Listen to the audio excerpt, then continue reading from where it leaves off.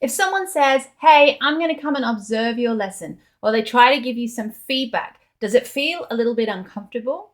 Well, in today's podcast episode, we're exploring 3 evidence-based feedback strategies that you could employ right now to take away that ick and tick all the boxes you need for HA and lead. Tune in. Hi, I'm Selena Woodward, and I'm an English and drama teacher, university lecturer, and with edufolios.org, a big-time reflective practitioner. So how can reflective practice help you grow your teaching skills, fall in love with your profession all over again, and help you nail accreditation and teacher registration with less stress and less work? Well, this is the Reflective Teacher Podcast. Hi there, and welcome to the Reflective Teacher Podcast. As always, I am your host, Selena Woodward. And today we're going to continue our conversation about making sure that the time you spend reflecting on your practice is really, really valuable to you. Remembering that reflective practice is about a process of curiosity, puzzling out a question, of being able to be open-hearted enough to learn more about yourself and about your teaching skills so that, one, you can see and celebrate all the difference that you are making every single day. Well done, you. Let's take a moment there.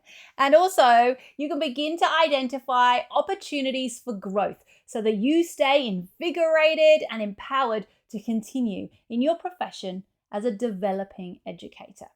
Now, last week's episode was really important. We talked about the 4 pitfalls or traps that we can get into when we're reflecting on our practice.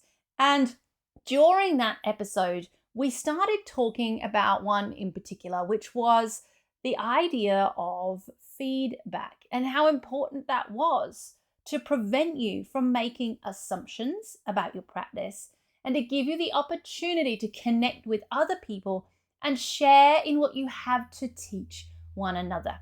Now, feedback is kind of a very interesting thing.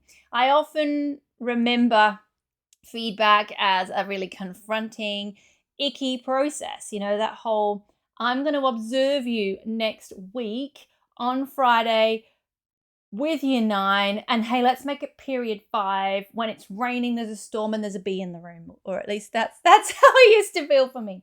The minute someone told me they were coming to give me feedback, my ego would kick in and I would not like it at all. And yet those pieces of feedback are vital. In fact, if you are looking at HA or lead or working on your principal standards, feedback is really important. You cannot actually pass HA without getting feedback from your colleagues that shows your impact. And for proficiency and the GTPA or your graduate standards, you also need feedback to understand how what you're doing is having an impact. We've talked about that so many times on this podcast. But today, as promised, I want to share with you 3 evidence-based processes that could enable you to get feedback without all that ick and all that pressure. That's right, I have been going through the research and looking for studies which talk about different types of systems that are used in schools to get and give feedback. So principals, lean in here, because some of what's in the literature and what I've experienced as a teacher seem to be trying to do the same thing, but are kind of missing the point. And a lot of what we're going to talk about today connects back to the last episode. And you can listen to that at edufolios.org/156. That's edufolios.org/156. So if you hear me talking about those features, that's what you need to listen to. So we've already mentioned being observed as a lesson, and that's part of the HA and lead process. It's part of performance review, performance management, if we get that far. It's an important part of understanding our practice. We know that because in the last episode, we talked again about context and perception. And having somebody else's point of view is incredibly powerful for extending our understanding of actually what is happening. not what we assume is happening. And in the research, there was something called a lesson study.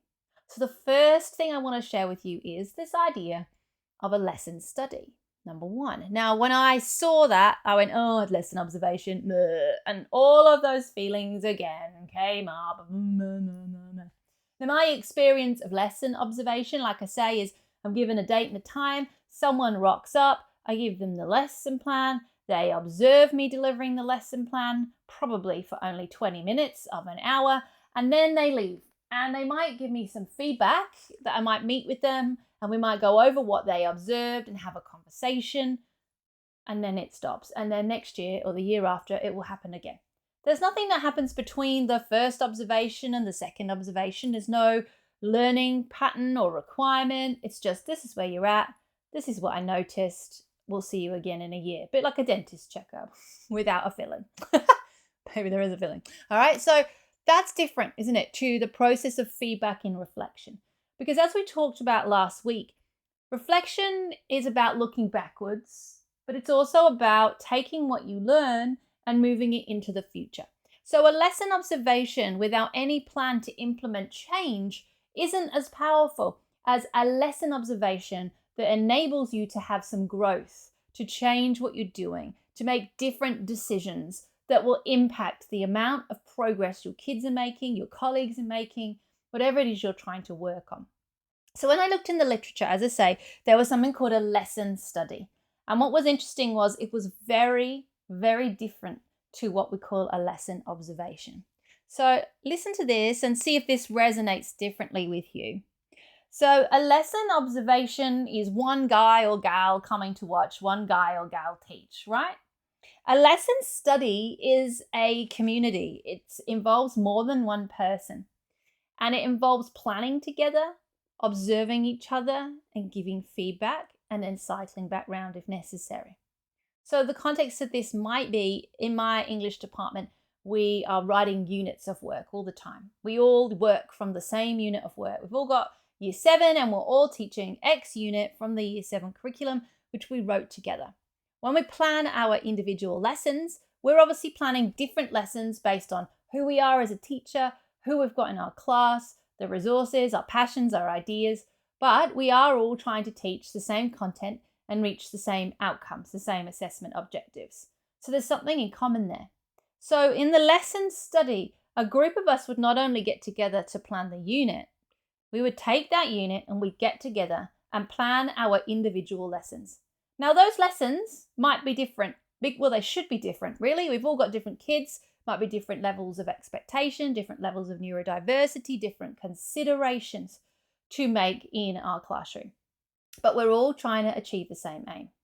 Now, if we plan together and we share what we're doing in our connect phase, our introduction, our development, however your planning framework goes at your site, if we plan together, we're going to swap resources, we're going to swap ideas, we're going to have some conversations where we have to justify why that might work. We're going to already be reflecting in those conversations before we even get there. And as we have those conversations, we're also going to start to raise questions. Why have I differentiated like this? What am I assuming is going to happen as a result of that decision? What's the information that I'm using that's helping me make that decision? Now, these are all things we talked about in the aspect of reflective practice in the last episode, decision making and questioning and puzzling. So as my friend is working with me, she can hear or he can hear those questions coming up. The next phase is my friends are going to come and watch me teach the lesson that we all helped write, that we all tuned in on together. So they're going to come and watch me teach my year 7s. And they're going to have in the back of their mind that question I had about differentiation. And they're going to tell me what they see. There's no right or wrong. They're just going to tell me what they see. And then I'm going to use them as a sounding board to ask questions. We're going to look at the output. We're going to look at what those kids created. We're going to look to see if the impact was there or not. And I'm going to invite these people to give me their perspectives so I can check my assumptions and see where I'm going and get some feedback. But it doesn't stop there, because I'm going to go and do the same thing for them. Now, I know you're thinking, hey, we all teach year 7, period 3 on a Friday, Sel. How are we going to do that? Look, hopefully that's not how it rolls, but I know often one year group have English or whatever at the same time, or perhaps you all are teaching year 3, whatever year group. You're going to need to be creative, and this means that you're going to have to get your head of department or your leadership on board. It may be that you stagger the delivery of that lesson across all of you and somebody else covers your class while you observe. Can you use your professional development hours leadership to enable that to happen? What can you do with that budget that you have for that to help that happen? Because this is powerful stuff. Because once everybody is observed, everybody, imagine the amount of learning and conversation that's coming out of delivering the same content 3 different ways in 3 different classes. Exponential growth, surely. Because what happens then is we all sit down and we get feedback together and we look at what's coming up. Now, we talked in the last episode about systematic change. And when we do this kind of reflection and feedback, we may start to notice patterns across the cohort that need to be addressed more widely. And that's another bonus for this kind of approach. But what we've got here is a lesson observation. It's just that it's packaged in a beautiful collection of reflective opportunities. There is no, I'm going to see you period 5 Friday on a rainy day with the wasp. There's none of that.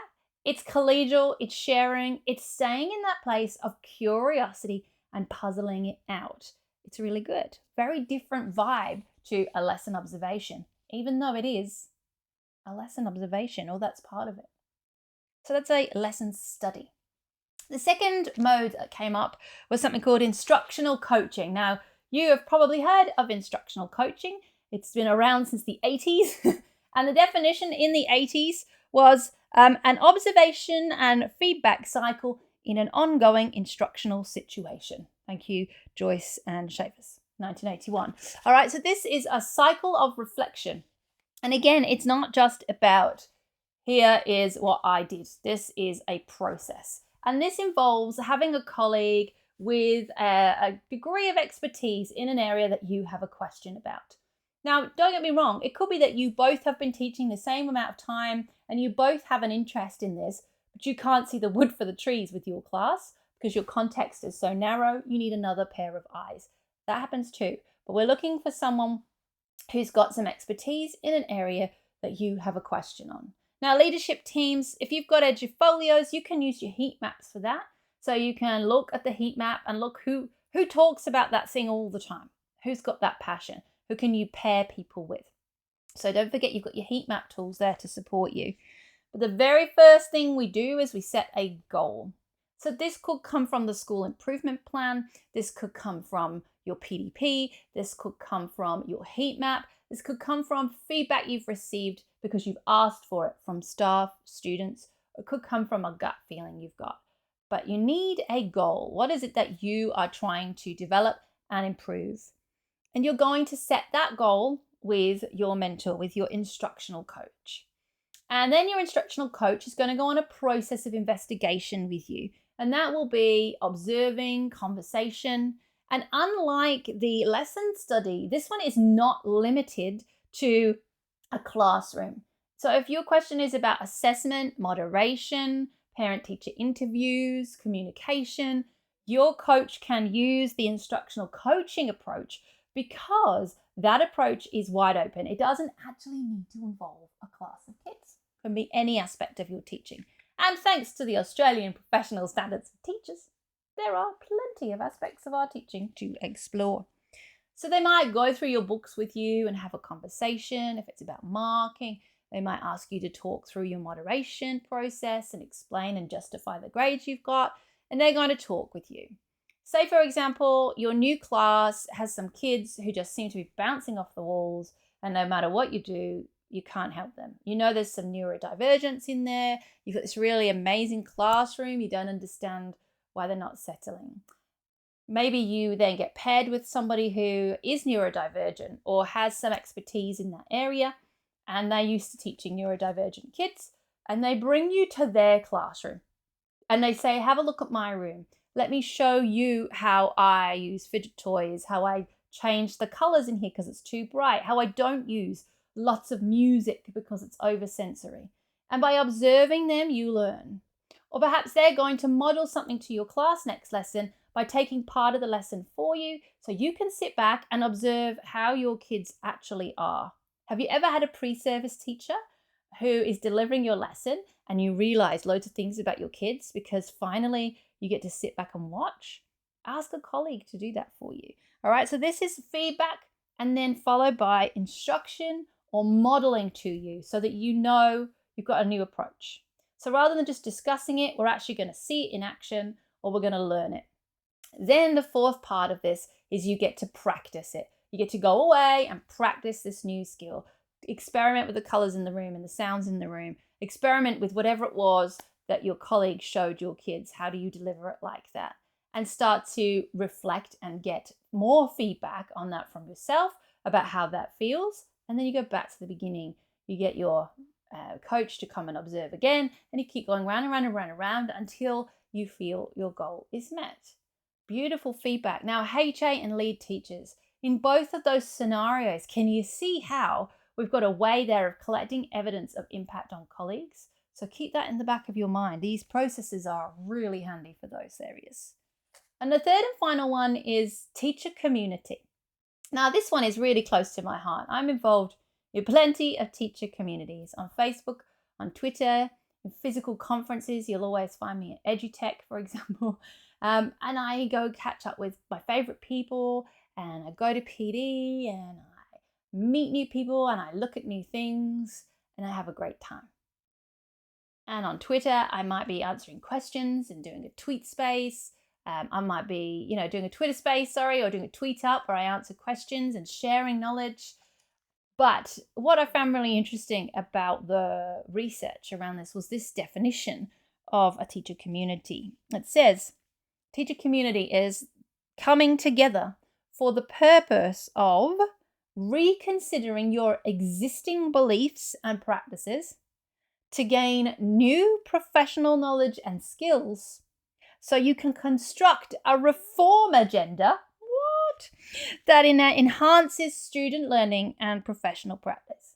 So there is a difference between being in a teacher community and swapping resources and sharing things like teach meets. Amazing. I don't know if they're still happening now with COVID. I used to love a good teach meet at the pub. Go along, here's what I've been doing. I'm sharing this with you. There's a difference between that and sitting there with an open heart, understanding that the purpose that you are trying to fulfill is to find new things that, let's just quote that, help you reconsider existing beliefs and practices. Reconsider. So we'd be looking for a reflection on, hey, I've considered this and this is what I've taken away from that. Why? Because as it says here, we want to use it to enhance student outcomes.